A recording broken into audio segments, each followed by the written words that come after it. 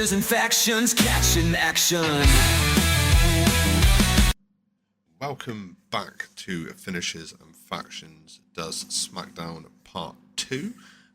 We are going to jump straight back into the action where we have a singles match between Drew McIntyre and Big Jim Uso. And on paper, we've got quite a nice little match here.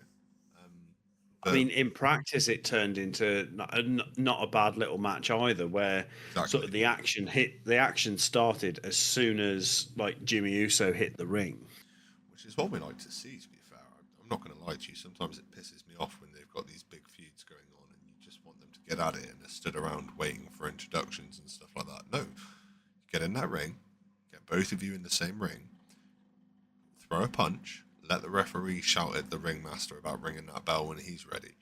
You throw the first punch, and you've got to throw it as hard as you can. Like, you want to throw that first one as though your life depends on that punch. So yeah, the fact these two jumped straight into it and got right into it was an absolute bonus for me. And Jimmy Uso managed to pull off one of the smoothest ring entries I think I've ever seen in my life, to be quite honest. Yeah, definitely.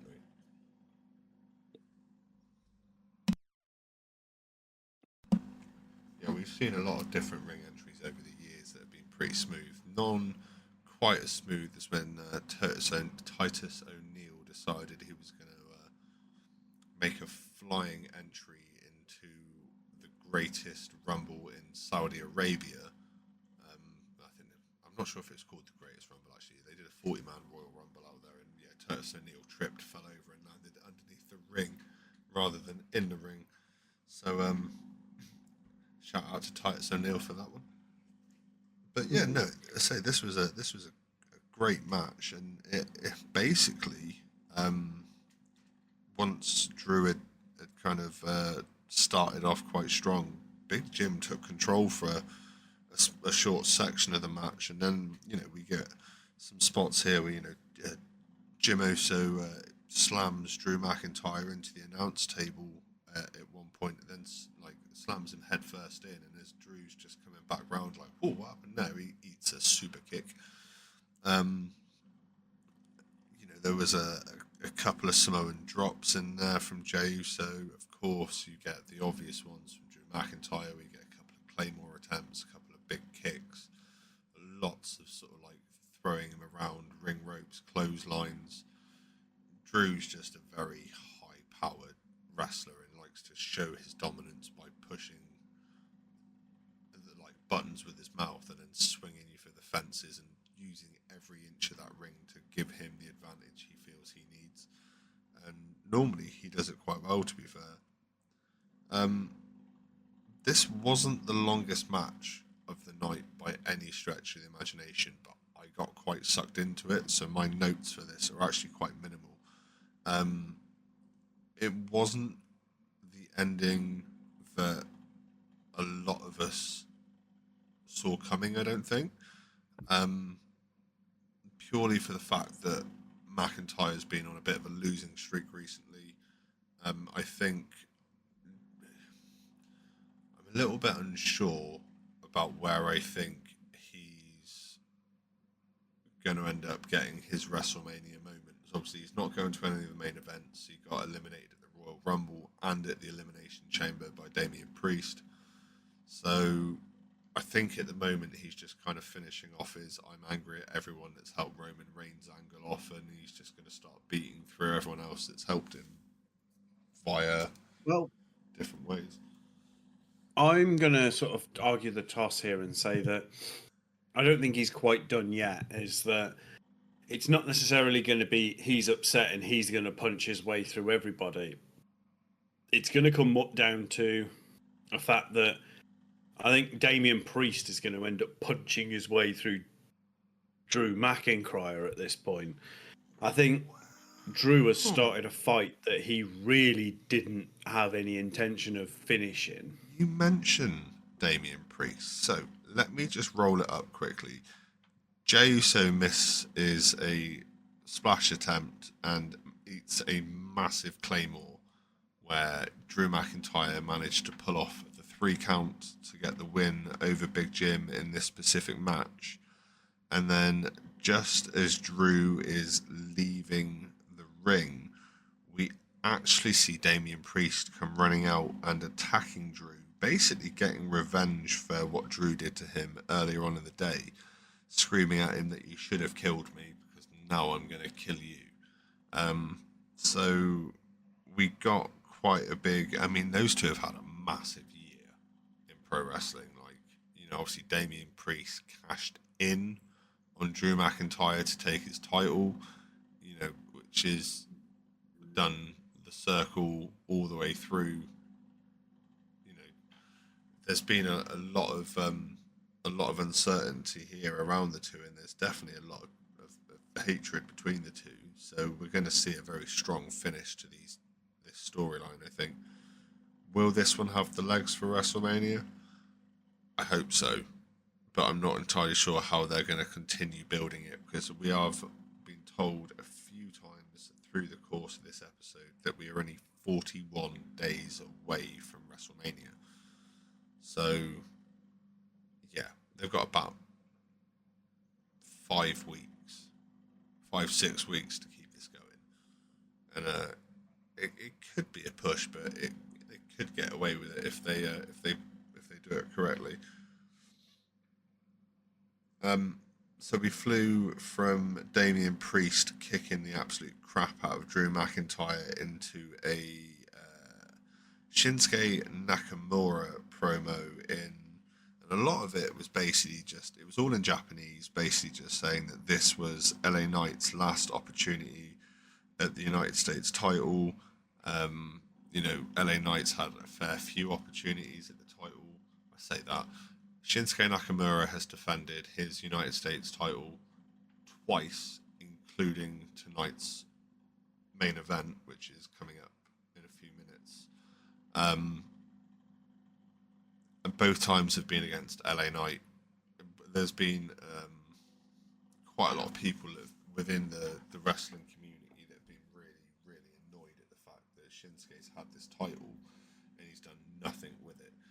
Granted, he did lose his brother last week in real life, and he's been going through some bits, but I think this should have been dealt with a little bit earlier.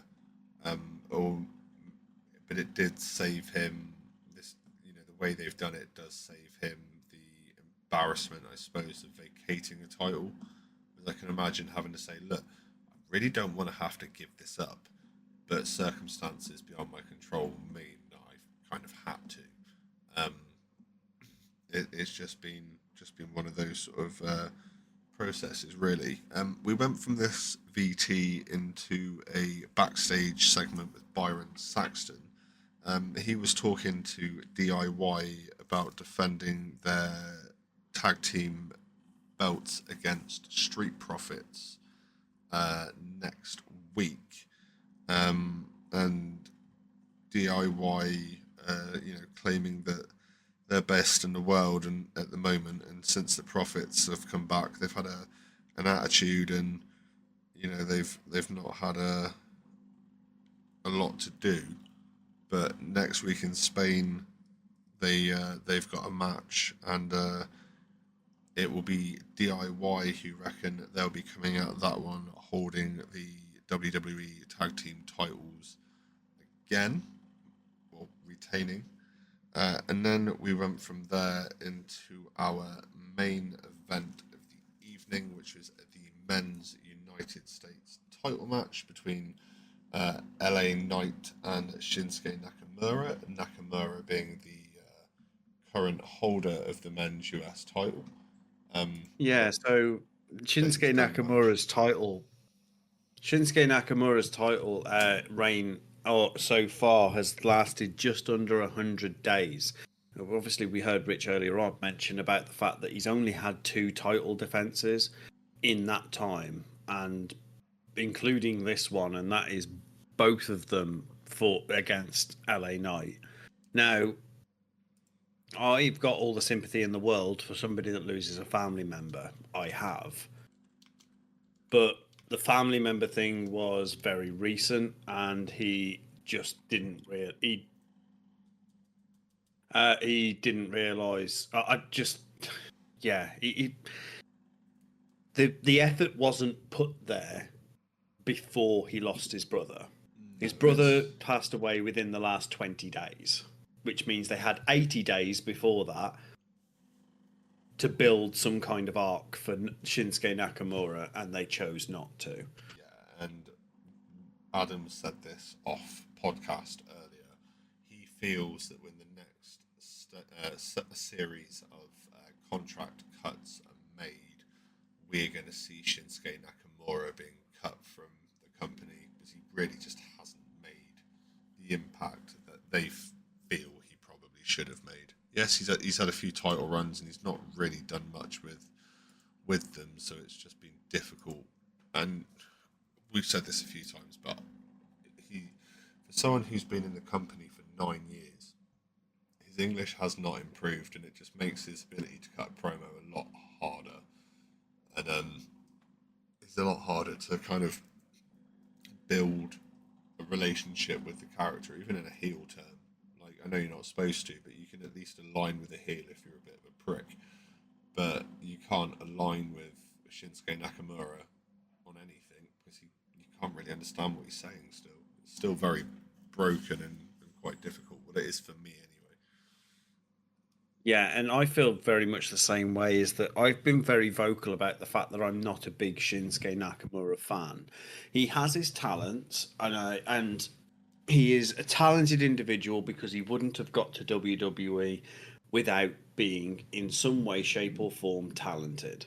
However, I just don't think the talent stretches far enough for him to have had the length of run in the WWE that he has had. Bearing in mind that there were some superstars that probably have been more over than Shinsuke Nakamura has been in recent months that were cut in the last round of cuts about a month or so ago. Yep, I would agree with you there. So I'm not sure why they didn't choose to cut him before. I'm guessing that may have something to do with the fact that he was holding the US title at the time. But yeah, it's just I'm not feeling the love for Shinsuke Nakamura at all. We'll give it But to him though. In this match, for the first, I'm going to say for the first half of this match, it is all Shinsuke Nakamura. yeah, LA Knight does not get any offense going at all during this match, and it's it's almost as though The only he's thing I there could to take reference the hit. was that he threw Shinsuke Nakamura out and connected with a baseball slide.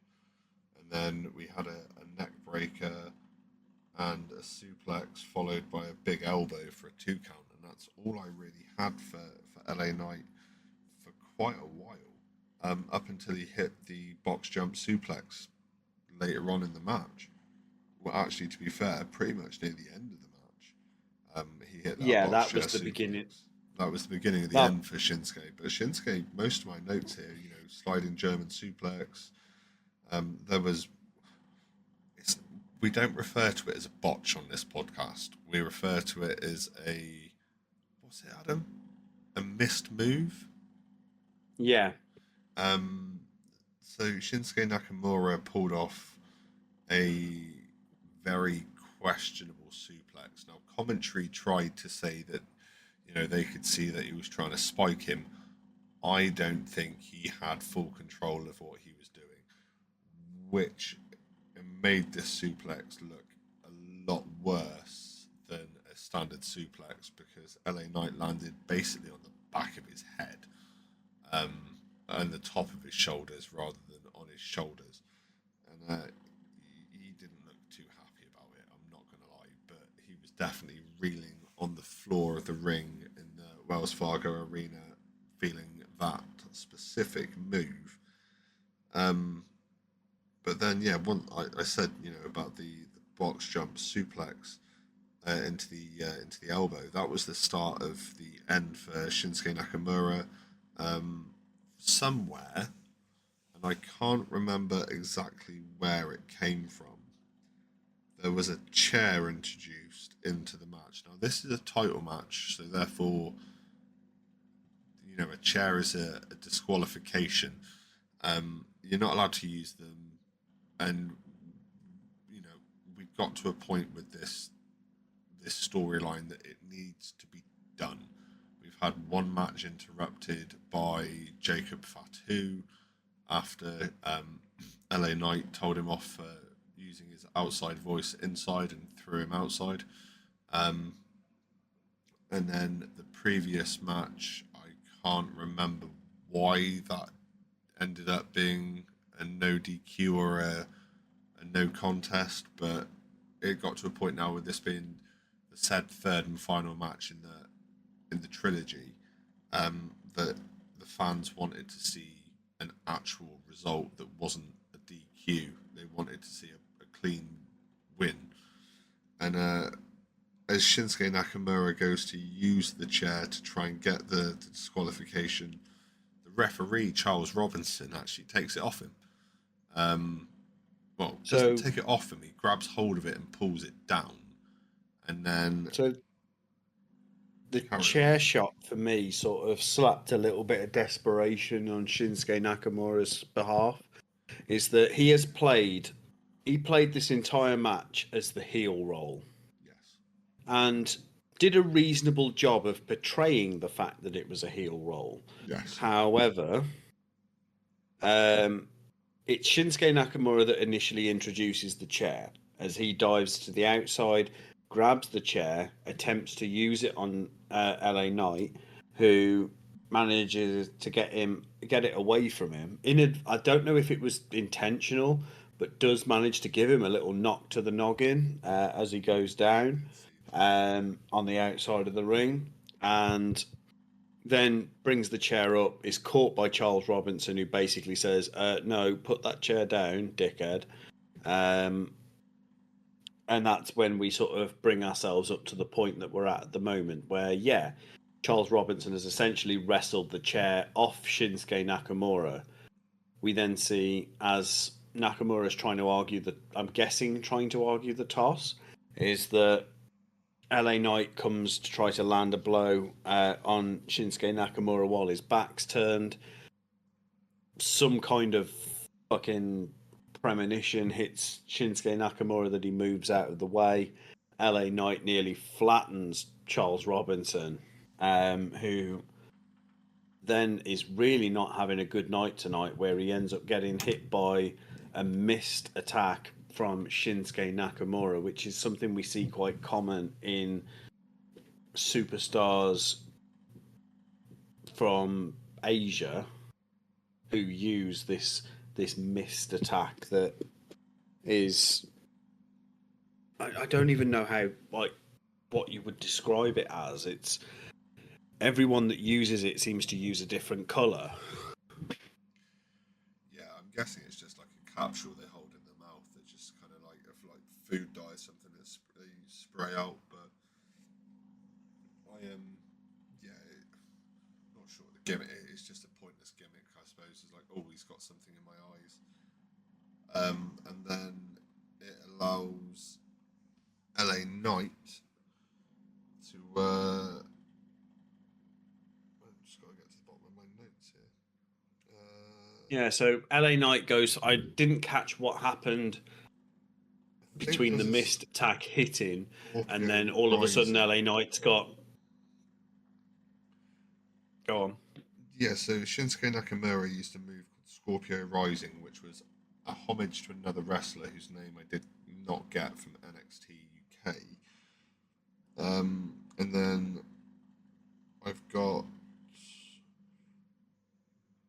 Shinsuke Nakamura, chair in hand, Knight kicks, hits into the face. Knight kicks the chair, it hits Shinsuke in the face, and a BFT onto the chair by LA Knight to Shinsuke Nakamura for the 3 count, making LA Knight our new US title holding champion for the 3rd time.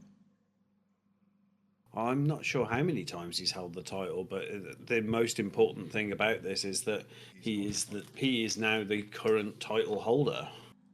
And the program And I mean, basically fades out to LA Knight celebrating with his title, which I think is a fitting way, to be fair. I mean, we've wanted LA Knight to get that title back for weeks, and we've had to see him fight off, you know, multiple other competitors for his #1 contender spot multiple times. And now he's finally got the gold, and he's got that big target on his back that we're going to see him, I'm hoping, really give that title back to the people and kind of open it up and offer it up as much as possible. yeah, which we've seen him do before. We know he's got the star power, the prestige to be able to pull that off. So we're not necessarily concerned that that's what he's going to be that he's going to continue on a pretty shoddy reign from Shinsuke Nakamura. And as I said previously, now that he's dropped the title, it really honestly would not surprise me in the next round of cuts that Shinsuke Nakamura finds himself on the chopping block. I mean, I wouldn't disagree with you at all, to be fair. I wouldn't want to call any other names to put on the block next to him, but I think it is time for Shinsuke Nakamura to possibly call his time in WWE. Even if he's got some time left within him with his wrestling ability, I think he'd probably better off finishing his career back in New Japan. Yeah, I feel like the style of wrestling that he does is probably much more appreciated in that domain than language, he'd be able to cut those promos that we wished he could have brought to WWE. Yeah, this is it, and it's just it ain't working anymore, and it barely worked when it did. Right, that's my point. It's Shinsuke Nakamura's time at WWE has not been what everyone wanted it to be, and it's definitely been a bit of a disappointment for me.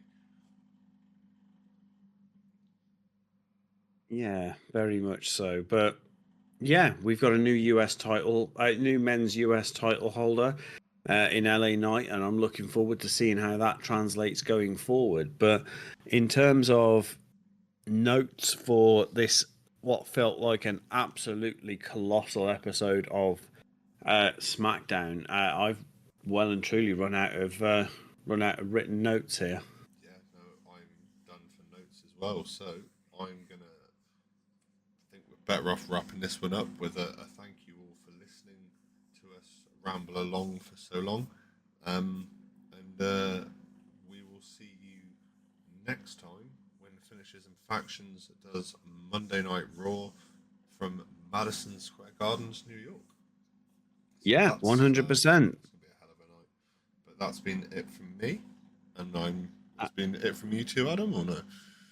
Yeah, very much so. Just thank you everybody for listening, and yeah, we'll see you when we report report on Madison Square Garden. Not from. We're not going. I wish. But yeah, peace out, guys. Enjoy. Laters.